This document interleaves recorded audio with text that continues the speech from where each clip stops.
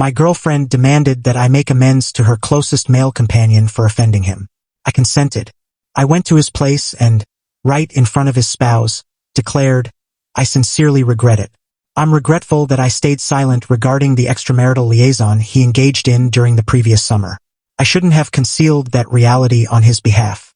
My partner, Sarah, possesses an inseparable tie with her confidant, Marcus. Their connection is mythical, a reciprocal praise club, featuring just the pair of them, perpetually extolling one another's genius. Marcus is wed to a gentle, introverted lady called Olivia, who observes their interplay with the weary tolerance of a curator monitoring two boisterous youngsters exchanging witty barbs and labeling it camaraderie. I've long sensed myself as a stranger within my own romance. Marcus's opinion is essential for virtually every decision, ranging from the variety of brew we sip to the destinations we travel. He holds a spare access to our residence, an emergency courtesy Sarah insisted upon, and he employs it to burst inside unannounced. He's arrogant, condescending, and excels at masking barbs as constructive advice. Sarah, meanwhile, shields his every blunder with a zealous allegiance that's equally puzzling and exasperating. During the prior summer, I turned into the unwilling protector of a confidence that altered the dynamics of our modest quartet. Sarah compelled me to accompany Marcus on a boys' evening, a grueling experience I was expected to relish. Following numerous expensive beverages I covered, Marcus, relaxed by liquor and hubris, admitted he was unfaithful to his partner. He laughed about it, delighting in the excitement of his disloyalty. He regarded me as a benign, ordinary fellow, Sarah's reliable, insignificant suitor. The following dawn, a panicked, recovering Marcus rang, imploring me to wipe his admission from my mind. He entreated me to withhold it from all, particularly Sarah and Olivia. I consented. It wasn't my duty to dismantle his existence, yet I'm someone who subscribes to the idea of reciprocal ruin. I didn't perceive the confidence as a weight. I considered it as power, stored for an occasion I wished would never arise. That occasion struck last Tuesday. I'd perpetrated an inexcusable wrong. I'd wounded Marcus's sensibilities. My transgression? I courteously requested he message prior to employing his access to invade our dwelling. Since he'd intruded upon me just emerged from bathing the day before, the backlash was cataclysmic. Sarah branded me a trivial, envious individual attempting to sabotage her dearest alliance. Marcus embodied the injured artist, asserting he sensed dismissal and judgment in our space. This sparked a melodramatic, sobbing showdown the prior evening. Sarah and Marcus, a cohesive alliance of overstated complaint, positioned me for judgment. "You must atone to him, David," Sarah declared, her limbs crossed. "A sincere, profound atonement. You've caused him to feel excluded from his soulmate's world." I gazed at them. The utter, histrionic absurdity of it bordered on verse. "All right," I replied, my tone laden with simulated weariness. But a mere, "I'm regretful," fell short. Sarah required an elaborate gesture of remorse. "Not in this space," she maintained. "You must journey to his abode. You must express regret within his domain, before his partner, so Olivia comprehends you honor the ties binding us all." She craved observers. She desired my degradation before yet another female, solidifying my status as the inferior in their compact clique. A gradual, perilous smile etched across my features. It formed the most exquisitely paradoxical arrangement I'd ever received. She'd supplied the entry, the platform, and the spectators. "Very well," I uttered, my inflection oozing with pretended surrender. "I'll proceed to his residence and atone. It's the proper course." Sarah's expression glowed with conquering glee. Marcus grinned, reveling in his conquest. They believed they were on the verge of beholding my yielding. They were oblivious they were set to headline a communal adjudication. Update 1. The atonement was scheduled for Saturday dusk. Sarah devoted the ensuing 2 days to tutoring me on the phrasing, an expert session in pompous nonsense. I was to confess my envy, celebrate Marcus's steadfast fidelity to our bond, and pledge to grow more hospitable and confident henceforth. I assented, committing the script to memory like a performer gearing for a show. On Saturday, I placed one vital contact before departing. I rang Olivia, Marcus's partner.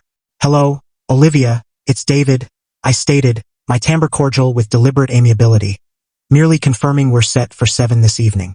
I genuinely wish to resolve matters with Marcus and guarantee we're aligned. It's vital to me that we form one vast, joyful household.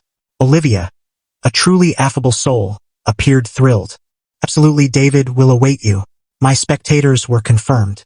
We reached their home precisely at 7. Sarah was nearly vibrating with conceited eagerness. She was poised to witness my debasement. Marcus swung the portal open, his visage beaming with benevolent pardon. He was primed to nobly embrace my supplication. Olivia greeted us warmly, proposing refreshments, ignorant of the turmoil impending. We convened in their lounge. The atmosphere brimmed with strained anticipation. Sarah delivered a pointed incline, cueing the onset of the enactment. I rose and confronted Marcus.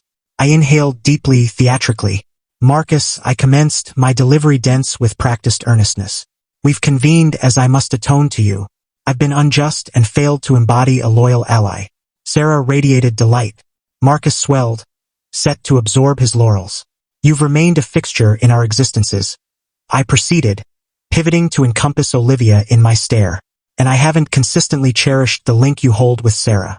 For that, I deeply regret. I advanced to the room's core, beside the hearth. Then I executed it. I descended to a single knee. Sarah emitted a faint inhalation, elated by what she presumed was my supreme capitulation. Yet I averted my sight from Marcus. I fixed upon Olivia, her benevolent, unwary countenance. Olivia, I articulated, my timbre now crisp and steadfast. My authentic atonement is directed at you. For the gravest deed I've committed, the paramount error, lay in withholding a confidence from you.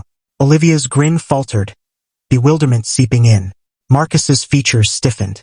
Sarah appeared as if slapped. I profoundly regret, Olivia, I expressed, my delivery now stark with assurance. I lament not informing you of the liaison Marcus pursued last summer with a colleague from his publicity agency. I lament not disclosing the lodging suites he funded anonymously or the disposable correspondence he bragged over.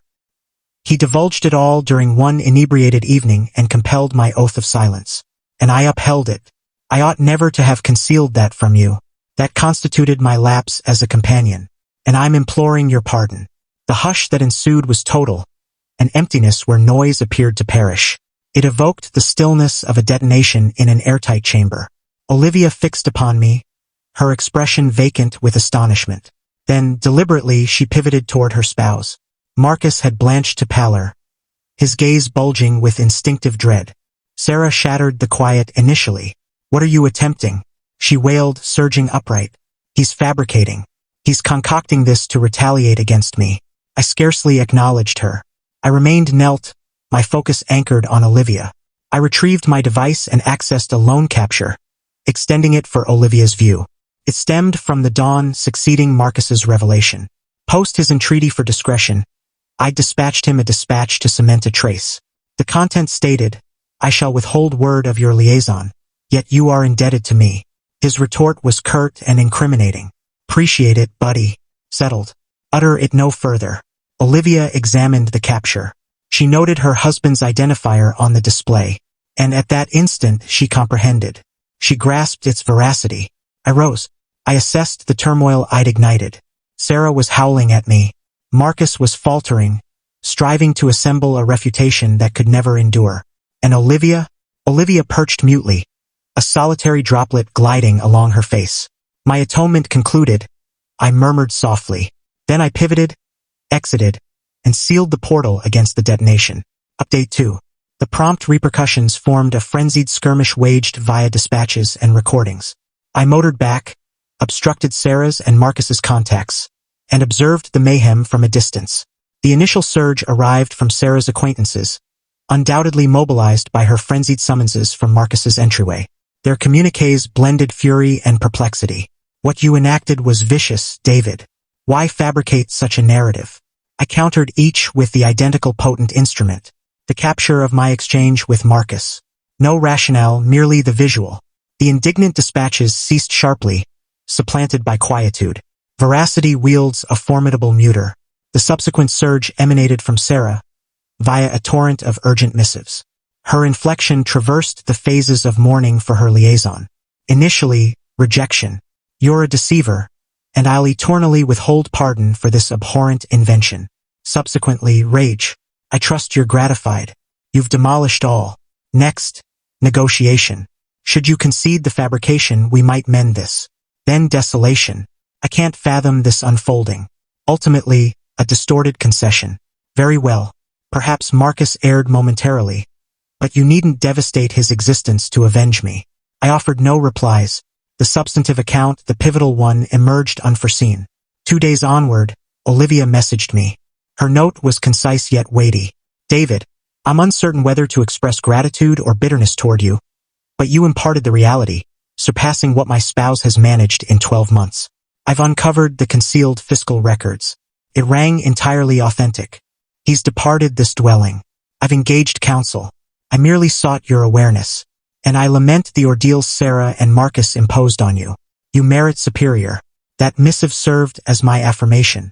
I'd not merely inflicted retribution. I'd enacted an essential, albeit savage, deed of candor. With my ethical footing affirmed, I addressed the tangible repercussions. Sarah lingered in my residence. I instructed my attorney to compose an official expulsion directive, allotting her the mandated 30 days to vacate. The tenancy bore solely my name, and I desired the procedure unassailable. She transformed the space into a war zone, thumping tunes incessantly and scattering vengeful scribbles on surfaces. It was trivial and lamentable. I disregarded it, residing at an ally's quarters to permit her to stew in her venom. Her concluding ploy was an effort to pilfer from me. The eve preceding her departure cut off, I halted by with a companion to oversee her preparations. I discovered her attempting to haul my premium display and audio gear into her vehicle. I refrained from elevating my pitch. I merely positioned myself, limbs folded, and uttered, "That belongs not to you, Sarah." I contributed to its cost, she bellowed. "Incorrect, you abstained," I responded serenely. "I possess the fiscal proof indicating I funded it wholly. Restore it, or I'll summon authorities and present the invoice, appending larceny to your fresh exploits." Vanquished, she reinstated the display. The subsequent morn, she had vanished. I entered my residence, and for the inaugural instance in ages, it exuded serenity. It radiated harmony. It was exclusively mine. Final update. Half a year has elapsed since I genuflected and proffered my atonement. The debris has dispersed, and my existence surpasses my wildest visions. The repercussions for Sarah and Marcus, conversely, have proven utter and irrevocable. Marcus's realm lies in ruins. Olivia, fortified with evidence of his infidelity and monetary duplicity, proved unrelenting in the dissolution. She claimed the property, a substantial portion of his holdings, and guardianship of their feline.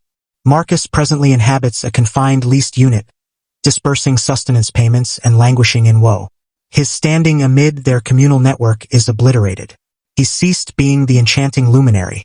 He's the shamed adulterer, unveiled for universal scrutiny.